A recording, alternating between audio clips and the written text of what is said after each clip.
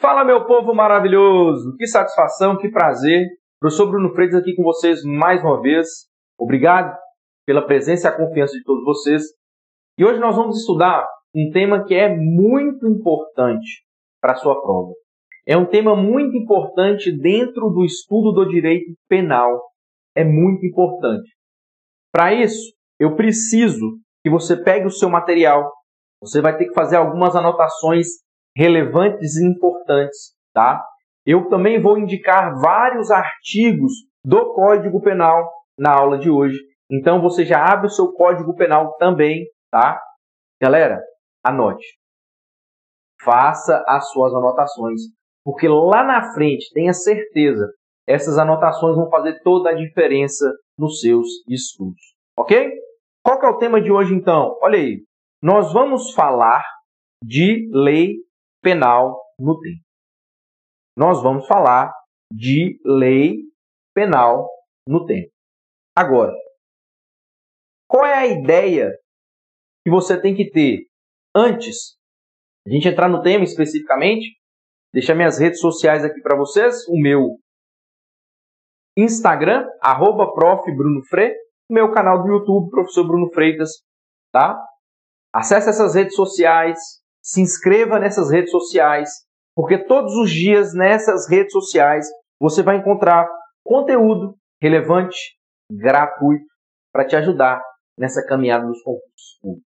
Não perde tempo, se inscreve agora, porque vai fazer total diferença aí para vocês. Tá bom? Então vamos lá. Lei penal no tempo. Qual é o primeiro ponto que nós temos que saber? Temos que ter em mente é o seguinte. Olha só. Processo legislativo. O que é um processo legislativo? É um procedimento no qual, ao final dele, nós temos o quê? A criação de uma lei. Depois de todo o processo legislativo, o processo legislativo, galera, ele tem as suas regras lá na Constituição Federal. A Constituição Federal, ela traz quais são as regras, quais são os procedimentos do processo legislativo. Ao final desse processo legislativo, nós temos a criação de uma lei.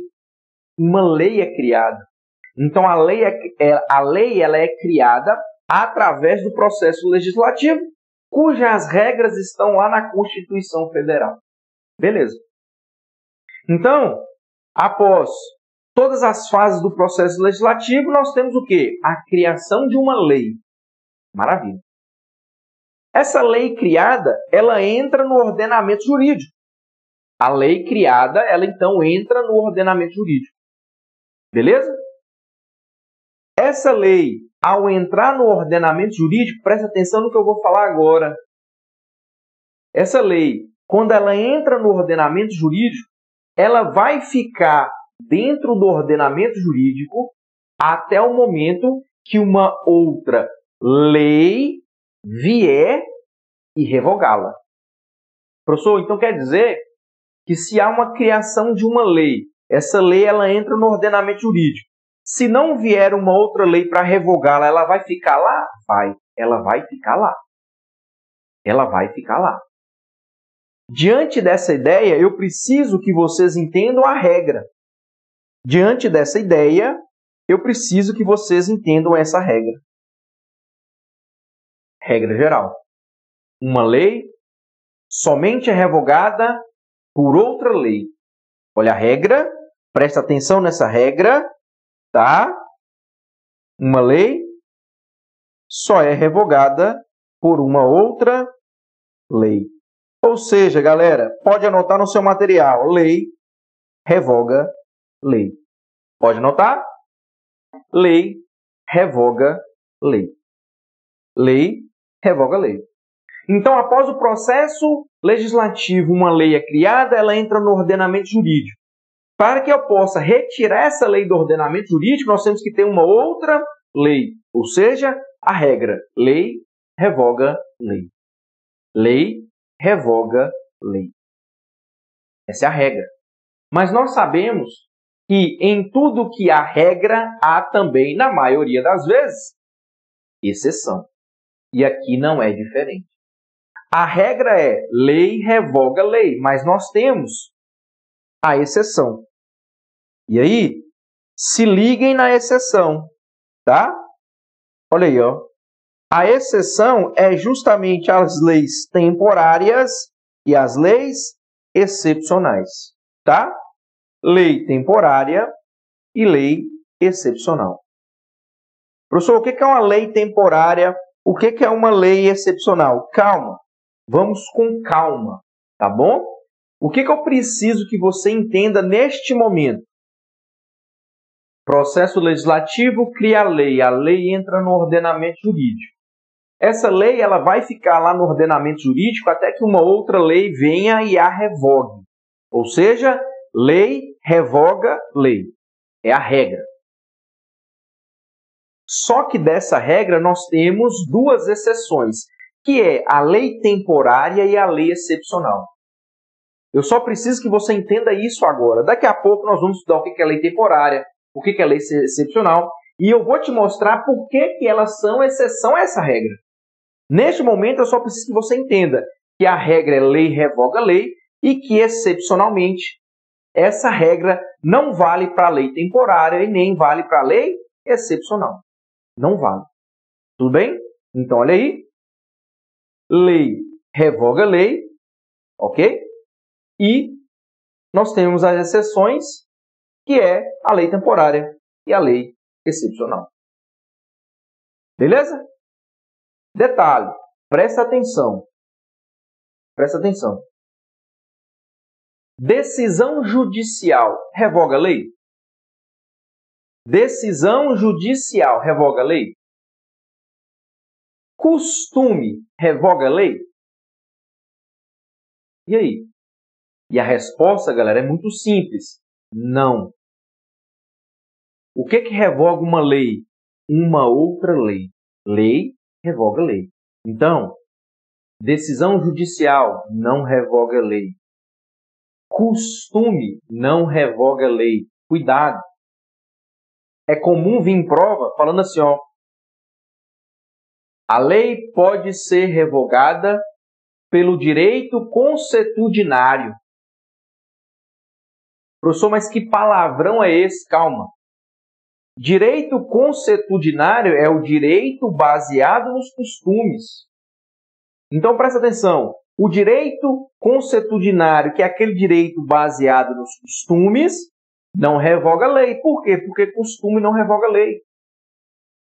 Ok? O que revoga lei? Uma outra lei. Lei revoga lei. Lei revoga lei. Tudo bem? Maravilha. Então, vamos imaginar que nós temos uma lei no ordenamento jurídico e então é criada uma nova lei. Essa nova lei ela vai revogar aquela antiga lei. Tudo bem. Só que aí há algumas espécies de revogação e você tem que se atentar quanto a isso. Presta atenção. A lei nova ela pode revogar totalmente a lei antiga ou a lei nova pode revogar parcialmente a lei antiga. Então, aqui eu tenho duas espécies de revogação. Eu posso ter uma revogação absoluta, ou também chamada de revogação total. Ou então, eu posso ter a chamada revogação parcial. Ok? E é justamente o que nós temos aqui. Ó. Nós temos a chamada revogação absoluta ou total, que também é conhecida como ab-rogação. Revogação absoluta ou total, também chamada de ab-rogação. E presta atenção, quando nós temos uma revogação absoluta, quando nós temos uma revogação total, quando ocorre a chamada ab-rogação, a lei nova revoga totalmente a lei antiga. Revoga toda a lei antiga. Essa é a chamada revogação total, absoluta ou ab-rogação. Mas também há a possibilidade da chamada revogação parcial, que também pode ser chamada de derrogação. Nós temos a revogação parcial, que também pode ser chamada de derrogação. Olha só, essa revogação ela vai ocorrer quando a lei nova vai revogar parte da lei antiga.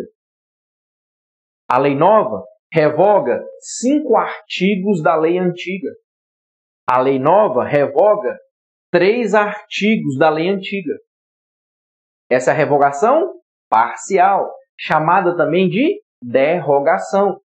A lei nova vai revogar parcialmente a lei antiga. Por outro lado, nós temos, como eu já falei, a revogação total ou absoluta, também chamada de abrogação. A lei nova revoga toda a lei antiga. Toda a lei antiga. Tá bom? Aqui tem um macetezinho para você lembrar disso na hora da prova. E que macete é esse? Presta atenção. Quando nós estamos falando de absoluta ou total, olha aqui. De absoluta, você vai lembrar de abrogação. Olha aí.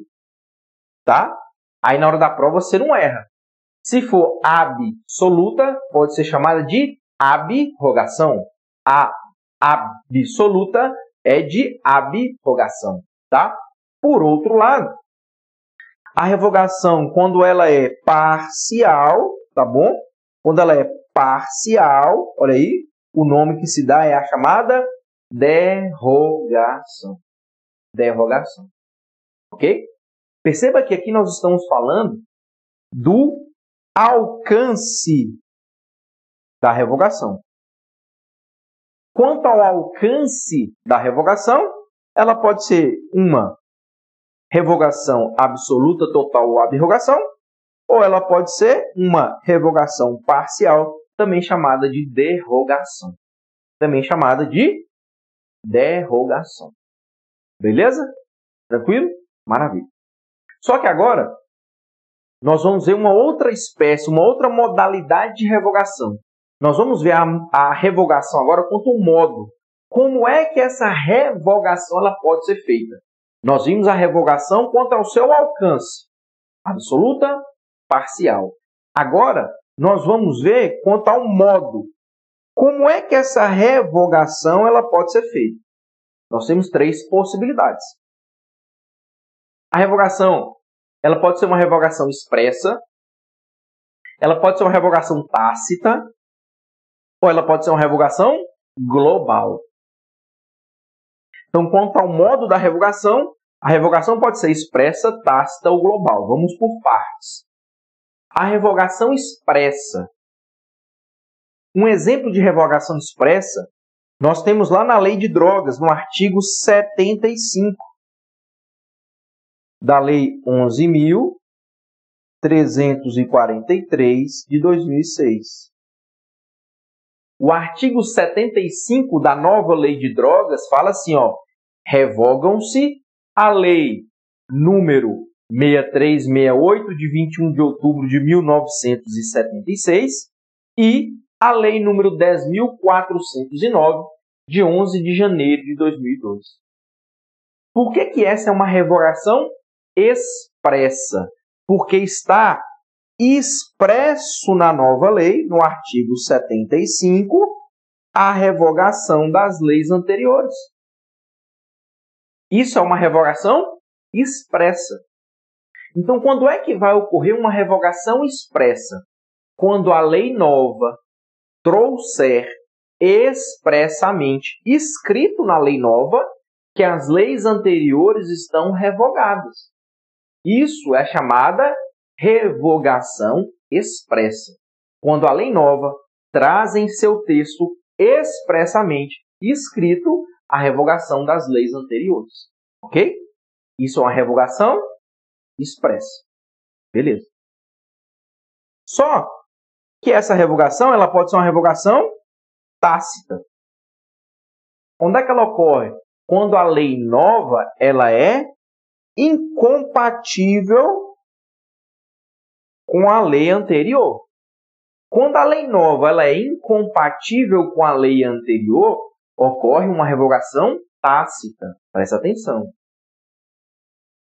Na revogação tácita, a lei nova, ela não vai trazer escrito, ela não vai trazer expresso que a lei anterior está revogada, que a lei antiga está revogada. Não.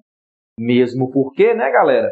Se a lei nova trouxesse expressamente, não seria uma revogação tácita, seria uma revogação expressa. Então, na revogação tácita, acontece assim, ó, eu tenho uma lei antiga. E aí surge a lei nova. Essa lei nova, ela é incompatível com a lei anterior. Aí, tacitamente, a lei nova está revogando a lei anterior. Não faz menção expressa, mas tacitamente, por terem conteúdo incompatível uma com a outra, a lei nova revoga tacitamente a lei anterior. Essa é a revogação tácita. Essa é a revogação tácita. Tudo bem? Por fim, nós temos a chamada revogação global. A lei nova regula toda a matéria, tornando a lei anterior desnecessária. Olha aí. Olha aí. Na revogação global acontece assim, ó. Eu tenho uma lei anterior e aí surge a lei nova. Essa lei nova, ela vai cuidar de toda a matéria que a lei anterior já cuidava. Com isso, essa lei nova torna a lei anterior totalmente desnecessária. Para que eu vou ter duas leis com o mesmo conteúdo, com a mesma matéria? Não há necessidade. Então, eu vou dar preferência pela lei nova, revogando globalmente a lei anterior. Ok? Então, olha só. Aqui pode surgir uma pequena dúvida para você identificar a tácita da global. Porque a expressa não tem erro. A expressa vai vir expressamente, vai estar escrito. Beleza. Agora, a tácita e a global, o que você vai memorizar aí? Entender. Tácita, o conteúdo é incompatível. Então, o conteúdo da lei nova é incompatível com o conteúdo da lei anterior. Incompatibilidade. Na global, não tem incompatibilidade. Tudo bem? A lei nova regula toda a matéria da lei anterior. Por isso, a lei anterior ela se torna desnecessária. Pensa, não há necessidade de duas leis tratando do mesmo assunto. Não há necessidade. Tudo bem? Então, respira. Calma. Nós estamos falando de lei penal no tempo. Nós estamos falando de revogação. Essa revogação, que quanto ao alcance pode ser total ou parcial. Essa revogação, quanto ao modo, como é que essa revogação pode ser feita, pode ser realizada? Ela pode ser expressa, tácita ou global. Expressa, tácita ou global. Tranquilo? Maravilha? Show de bola. Pessoal, então, nós podemos seguir. Presta atenção. Agora, nós vamos entrar nesse tema aqui, ó. Conflito de leis penais no tempo. Conflito de leis penais no tempo. O que é isso? Você imaginar o seguinte. Imagina hoje. Hoje nós temos a Lei A em vigor. Hoje nós temos a Lei A em vigor. Só que daqui a um tempo, uma lei nova pode ser criada. Uma lei B ela é criada. E no momento que a lei B ela é criada, ela revoga a lei A. E aí começa a confusão. Qual lei eu vou utilizar?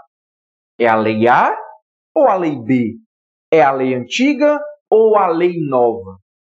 É isso que nós vamos estudar a partir de agora. E eu preciso muito, muito da sua atenção.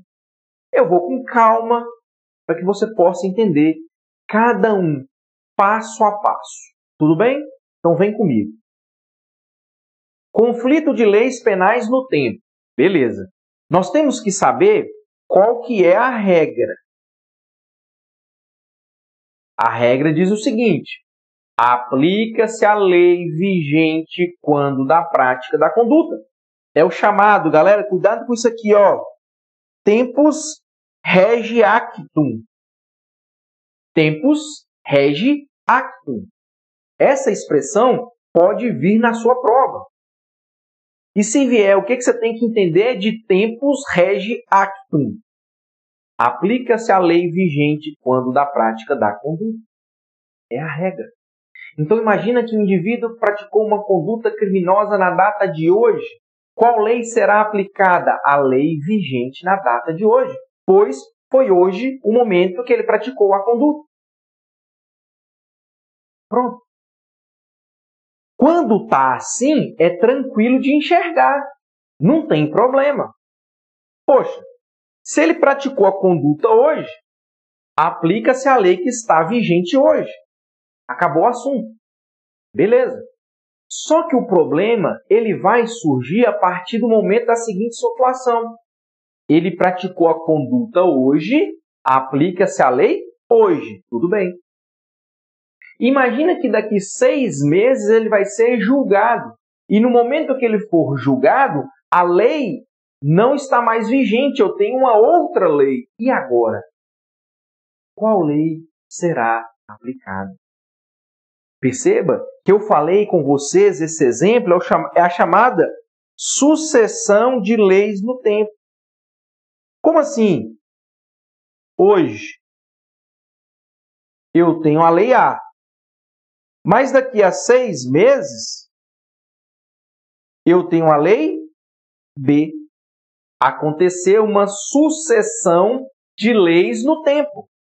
Olha aí. Imagina que essa régua aqui é o tempo. Tá? À medida que o tempo passou, a lei A foi revogada e hoje é a lei B. Beleza? Então isso é sucessão de leis no tempo. Mas antes de você entender a sucessão de leis no tempo, você tem que fixar a sua ideia aqui, ó. O marco inicial é aqui. O marco inicial é aqui, ou seja, aplica-se a lei vigente quando da prática da conduta. O indivíduo praticou a conduta, aplica-se a lei vigente na data que ele praticou a conduta. Pronto. Essa é a regra. Só que aí, novas situações podem surgir caso, no tempo, com o passar do tempo, nova lei entre em vigor. É a chamada sucessão de leis no tempo. Como resolver, então, o problema quando ocorre sucessão de leis no tempo?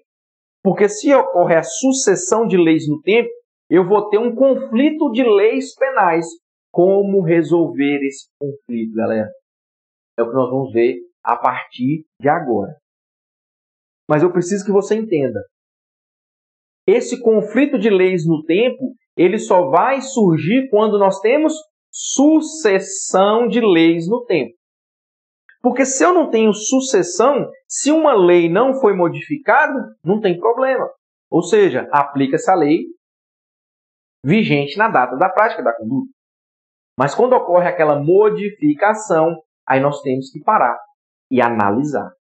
Analisar com base em quê? Vamos embora. Presta atenção. Olha lá. Primeiro, nós temos a chamada novatio legis incriminadora. Novatio legis incriminadora. Galera, eu particularmente não gosto desses termos em latim, não gosto, tá? Mas eu preciso expor esses termos para vocês, por quê? Porque são esses termos que serão utilizados na hora da sua prova. E para que você não seja induzido a erro, eu tenho que falar. Você tem que anotar e você tem que entender. Ok? Agora, o que é uma novatio legis incriminadora? Presta atenção. É a lei que tipifica como infrações penais comportamentos até então considerados irrelevantes. Para resumir essa ideia aqui para vocês, galera. Novatio legis incriminadora é a nova lei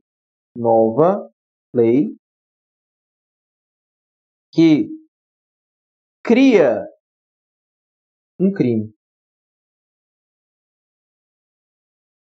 Essa nova lei, ela vai criar um crime que antes não existia.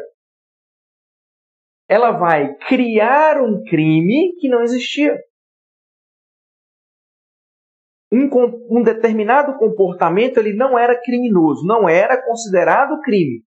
Essa nova lei, chamada Novatio legis incriminadora, vai transformar esse comportamento, que até então não era considerado criminoso, em criminoso. Novatio legis incriminadora é a lei nova que cria um crime que não existia. Vocês estão lembrados quando eu falei, nós vimos, já estudamos, o princípio da anterioridade? Deixa eu te perguntar aqui uma coisa. Se hoje, ao final da aula, algum colega resolver sair na rua sem camisa, ele comete crime? Não. A conduta de andar sem camisa na rua é uma conduta criminosa? Não. Por que não? Porque esse comportamento não está em uma lei. A lei não está criminalizando este comportamento. Então, de acordo com o princípio da legalidade, só é crime aquele comportamento que está na lei. Se andar sem camisa na rua não está em nenhuma lei, não é crime. Mas imaginem que o legislador, então, acorde inspirado e crie este crime. Andar sem camisa na rua, pena, detenção de 6 meses a 1 ano. Opa! Essa lei que criou esse crime é a chamada Novatio legis incriminadora. É uma lei nova que está tipificando uma conduta agora como criminosa, conduta essa que não era criminosa. Conduta esta que não era criminosa. Beleza? Então isso é a Novatio legis incriminadora. Tudo bem. Pensa comigo agora. Presta atenção. Uma lei que está criando um crime que antes não existia. Essa lei é uma lei benéfica? É uma lei que vai beneficiar o indivíduo? Ou é uma lei que vai prejudicar o indivíduo? E aí? Presta atenção. É uma lei nova. É uma lei nova. Essa lei nova ela está criando um crime que antes não existia. Beleza. Essa lei está criando um benefício ou está prejudicando o réu? Galera, claramente é uma lei que prejudica o réu. Se está criando um crime que antes não existia, claramente é uma lei que prejudica o réu. Ok? E eu te pergunto, essa lei pode retroagir? Essa lei, ela pode retroagir? Aí nós vamos ter que lembrar daquela regra que nós vimos um pouco lá atrás. A lei penal não retroage, salvo em benefício do réu. A lei penal não retroage, salvo em benefício do réu. Aí eu te pergunto, a Novatio legis incriminadora, ela pode retroagir? E a resposta é, claro que não. A Novatio legis incriminadora, ela não retroage. Por quê? Porque ela não está trazendo um benefício para o réu. Pelo contrário, ela está prejudicando o réu. Ok? Por isso, aqui, ó. Olha a regrinha aí, ó. Lei penal não retroage, exceção, salvo para beneficiar o réu. Então, perceba, a Novatio legis incriminadora, ela não retroage. ela vai ser aplicada do momento que ela é criada para frente. Tá? Ela é aplicada do momento que ela é criada, a partir do momento que ela surge, para frente. Porque se ela está criando um crime que não existia, ela não está beneficiando o réu. Se ela não está beneficiando o réu, ela não poderá retroagir. Ela não poderá retroagir. Tranquilo? Então essa é a nossa primeira situação. Quando ocorrer sucessão de leis no tempo. A chamada novatio legis incriminadora. Ok? Seguindo, nós vamos ter a segunda situação, que é a chamada lei penal mais grave. Lei penal mais grave, que também pode ser chamada de lex gravio. Lei penal mais grave, que também pode ser chamada de lex gravio. O que é essa lei? Presta atenção. É aquela que, de qualquer modo, olha aqui, é aquela que, de qualquer modo, implicar tratamento mais rigoroso às condutas já classificadas como infrações penais. De novo, lei penal mais grave ou lex gravio é aquela que, de qualquer modo, implicar tratamento mais rigoroso às condutas já classificadas como infrações penais. Preste atenção aqui. A lex gravio é aquela lei que vai dar um tratamento mais rigoroso a um crime que já existe. Esse é o X da questão, presta atenção. A lex gravio é uma lei que vai dar um tratamento mais rigoroso a um crime que já existe. A novatio legis incriminadora é a lei que cria um novo crime. Olha a diferença. Cuidado aqui para não confundir os conceitos. Presta atenção. Novatio legis incriminadora é aquela lei nova que vai criar um crime que não existia. Já a lex gravio é aquela lei nova que vai dar um tratamento mais rigoroso a um crime que já existe, galera. Então pensa comigo. É uma lei que vai aumentar a pena, que vai criar uma qualificadora, que vai criar uma agravante, que vai criar uma causa de aumento de pena e assim por diante. Toda vez que for criada uma lei e essa lei der um tratamento mais rigoroso, seja qual for, não interessa. Se a lei nova der um tratamento mais rigoroso a um crime que já existe, é chamada lex gravio. Lex gravio. Eu trouxe aqui para vocês dois exemplos. Artigo 155, parágrafo 4º-A. Artigo 155, parágrafo 7º. Eu tenho aqui a criação de duas novas qualificadoras para o crime de furto. O crime de furto já existia. O crime de furto era um crime que já existia. A partir do momento que o legislador cria duas novas qualificadoras, perceba, o legislador está dando um tratamento mais rigoroso a um crime que já existia. Então, essa lei que criou essas duas qualificadoras, ela é chamada lex gravio. Ela é chamada lex gravio. Pois ela criou duas qualificadoras para um crime que já existia, ela está dando um tratamento mais rigoroso a um crime que já existia. Lex gravio. Lex gravio. Tá? E pensa comigo, mais uma vez, O que é a lex grave mesmo? O que é a lei penal mais grave? É aquela lei que vai dar um tratamento mais rigoroso a um crime que já existia.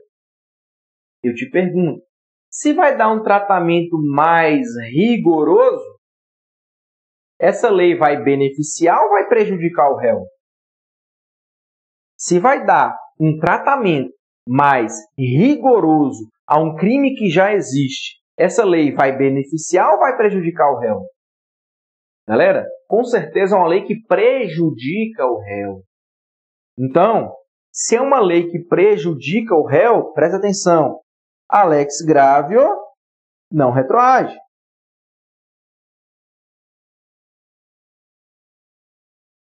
A lex gravio não retroage. Por que ela não retroage? Porque ela não está trazendo nenhum benefício para o réu. Tá? Então, a lex gravio vai ser aplicada do momento da sua criação para frente. Do momento de sua criação para frente. Para frente. Tranquilo? Lex grave, lei penal mais grave. O detalhe que eu quero que você entenda para não confundir. Novatio legis incriminadora. Nova lei incriminadora. Ela cria o crime. Cria o crime que não existia. A lex gravio, ela vai dar um tratamento mais rigoroso para o crime que já existia. Tá? Eu dei 2 exemplos aqui para vocês. 2 qualificadoras que foram criadas para o crime de furto. Beleza? Tranquilo? Maravilha. A próxima situação, galera, é o chamado abolicio crimes. O abolicio crimes, eu gostaria que você fizesse um asterisco no abolicio crimes. Cuidado com o abolicio crimes. Professor, por que cuidado com o abolicio crimes? Porque o abolicio crimes ele está expresso no Código Penal. O abolicio crimes está expresso no artigo 2º do Código Penal. Antes da gente se debruçar sobre a previsão legal, eu preciso de informar para vocês o que é o abolicio crimes. Olha lá, é a nova lei que exclui do âmbito do direito penal um fato considerado criminoso. O abolicio crimes, então, é a nova lei que exclui do âmbito do direito penal um fato até então considerado criminoso. Meu povo maravilhoso, o abolicio crimes é aquela lei que vai excluir um crime.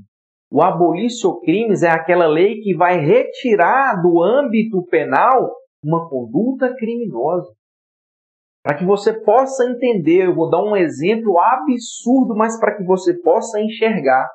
Imagine que hoje fosse criada uma lei que dissesse que matar alguém não é mais crime.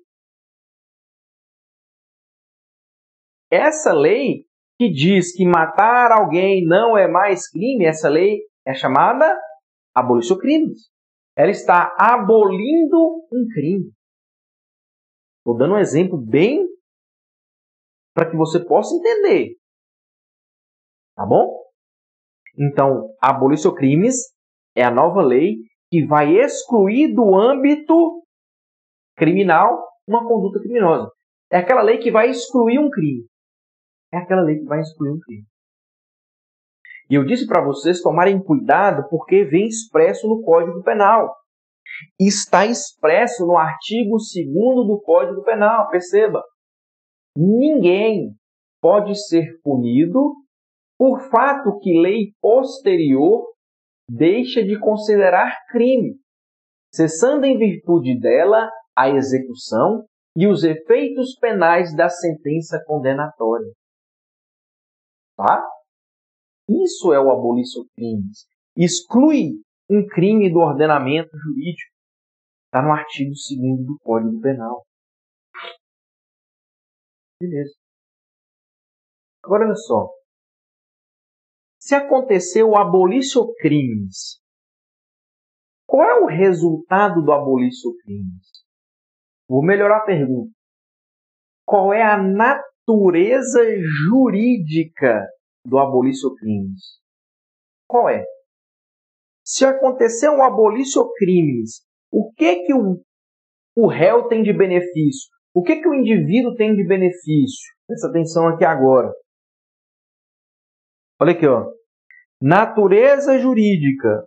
Galera, o abolitio criminis, ó, é causa extintiva da punibilidade. Está lá no artigo 107, inciso 3º do Código Penal. Então, o abolitio criminis é uma causa extintiva da punibilidade.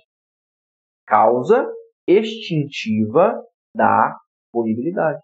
Ou seja, se acontecer o abolitio criminis, se for criada uma lei que retira do ordenamento jurídico uma conduta até então considerada criminosa, o Estado não pode mais punir aquele indivíduo pelaquela conduta. Por quê? Porque a conduta deixou de ser criminosa. Se a conduta deixou de ser criminosa, como é que o Estado vai punir? Não tem jeito. Não tem possibilidade. O Estado não consegue punir. Por quê? Porque aquela conduta deixou de ser crime. Por isso que o abolitio criminis é uma causa extintiva da punibilidade. Ok? Agora, um detalhe que não cai em provas, não. Esse detalhe que eu vou falar aqui para vocês não cai em prova, não. Despenca. Então, presta atenção agora. Qual é o detalhe? Qual é o detalhe? Galera, são os efeitos do abolitio criminis. Os efeitos do abolitio criminis são 2 efeitos. Presta atenção. Primeiro, olha aqui, ó. Primeiro, ninguém pode ser punido por fato que lei posterior deixe de considerar crime. Olha aqui. Cessando, em virtude dela, a execução. Primeiro efeito. Olha lá. Primeiro efeito. Cessa a execução. Que execução? A execução da pena. Primeiro efeito. Se acontecer o abolitio criminis, imediatamente cessa a execução da pena. Então, imagina comigo. Imagina que o Mévio ele foi condenado pelo crime de roubo. Ele foi condenado a 6 anos pelo crime de roubo. Ele, então, iniciou o cumprimento da sua pena. Ele iniciou o cumprimento da pena. 2 meses depois que ele iniciou o cumprimento da pena, vem uma lei nova e estabelece que o crime de roubo não é mais crime. Olha aí. Aconteceu o abolitio criminis. Olha só. Ele foi preso pelo crime de roubo, foi processado, julgado, condenado, estava lá cumprindo a pena. Só que uma lei nova veio e disse que aquele crime não é mais crime. Imediatamente cessa a execução da pena. Galera, a pena deixa de existir. Se o fato que gerou a pena não existe mais, como é que a pena vai existir? É justamente o que nós temos no primeiro efeito. Cessa a execução da pena. O Mévio deverá ser colocado em liberdade imediatamente. O Mévio deverá ser colocado em liberdade imediatamente. Pronto, acabou. Por quê? Porque o primeiro efeito do abolitio criminis faz cessar a execução da pena. Mas aí, presta atenção agora. É o segundo efeito que eu quero que você fique mais atento ainda. Faz cessar os efeitos penais. Faz cessar os efeitos penais, galera. O que eu quero que você preste muita atenção é isso aqui, ó. O abolitio criminis, segundo efeito, faz cessa os efeitos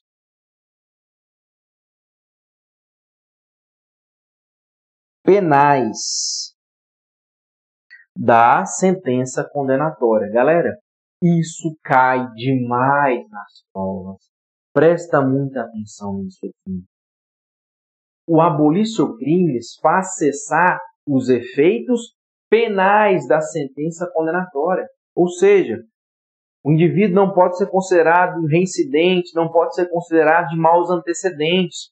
O fato deixou de existir. Mas, anota no seu caderno, os efeitos civis são mantidos. Isso é que é o TOD.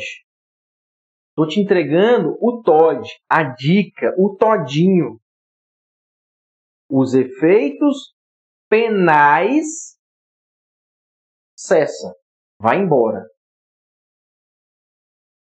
Mas os efeitos civis são mantidos. O abolitio criminis não faz cessar os efeitos civis. Não faz. E aí eu vou te dar um exemplo aqui para que você possa entender isso aqui. Olha só. Imagina o Mévio. Ele foi condenado a 6 anos pelo crime de roubo. E além de condenado a uma pena privativa de liberdade, ele foi condenado a indenizar a vítima no valor de R$2.000. Olha só, ele foi condenado, ele foi processado, julgado, condenado. 6 anos pelo 157, que é o roubo, e ainda o juiz estabeleceu indenização de R$2.000 para ele pagar para a vítima. Professor, peraí. O juiz criminal, ele pode estabelecer essa indenização? Claro que pode. Na própria sentença criminal, o juiz ele já pode estabelecer o valor mínimo de indenização para a vítima? Pode. Pode. Tudo bem? Então, olha aí. 6 anos de pena privativa de liberdade, R$2.000 de indenização. Beleza. O Mévio, então, começou a cumprir a pena. 2 meses depois, o que aconteceu? Abolitio criminis. Uma lei nova veio e retirou do ordenamento jurídico o artigo 157, o crime de roubo. Galera, se isso aconteceu, olha isso aqui, ó. Isso aqui vai embora. Isso aqui vai embora. Por quê? Porque o abolitio criminis faz cessar os efeitos penais da sentença condenatória. Os efeitos penais da sentença condenatória vai embora. Tchau. Agora, a obrigação de indenizar a vítima em R$2.000, essa obrigação permanece. Essa obrigação permanece. O abolitio criminis não apaga a indenização. O abolitio criminis não faz cessar os efeitos civis da sentença condenatória. Galera, anota isso, presta muita atenção nisso que eu estou falando. Isso cai muito em prova e quando cai o aluno é induzido a erro. Muito cuidado com isso, tá? O abolicio criminis faz cessar os efeitos penais da sentença condenatória. Os efeitos civis eles são mantidos. Ok? Detalhe. Abolicio criminis está retirando do ordenamento jurídico um crime. O abolicio criminis está retirando do ordenamento jurídico uma conduta que era criminosa. Deixa eu te perguntar. Isso está beneficiando ou está prejudicando o agente?